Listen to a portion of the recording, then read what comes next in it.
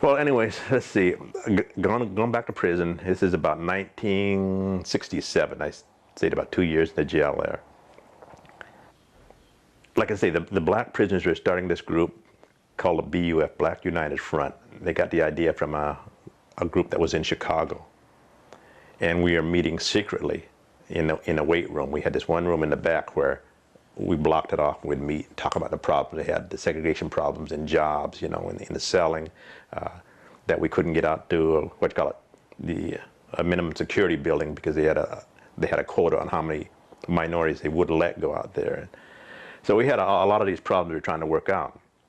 And it kind of upset a lot of people. I mean, even some blacks, they thought that we was trying to start some trouble, so we start a bigger gang, take over some of their control. So they went and snitched to the warden, or the superintendent, let's call him. And so I was called in. No, as it was going on, they needed leadership. So they, without my consent, I heard about it. They called me and said, "You've been elected as president." So I was the first president of the BUF out there.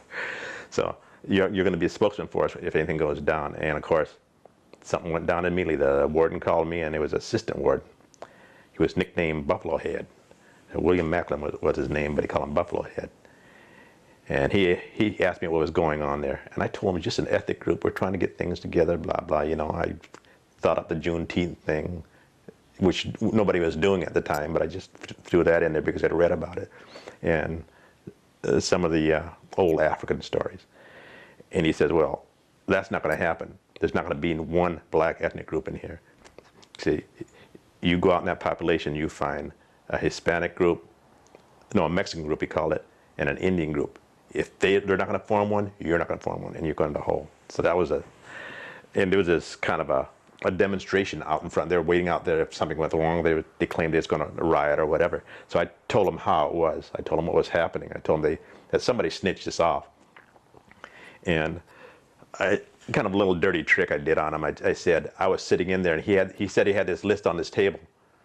And he looked out the back window, and I looked over at the list, and I saw whose name was on that list. But one of the guys in our group went and locked up protective custody. I had no idea. We knew then who it was. His name was Don White. I'll never forget him. And so I went out and talked to some of the con bosses, you know. And this Hispanic guy, his name was Pablo Griego. He's Hispanic. He said, sure, we'll start one. If they let us start one, we'll start one. And this other guy was Jim Robidoux. And he was head of the reason I approached him, he was a Native American. He was kind of the vice president of the Inmate Advisory Council, we called it. And he said, yeah, you got it.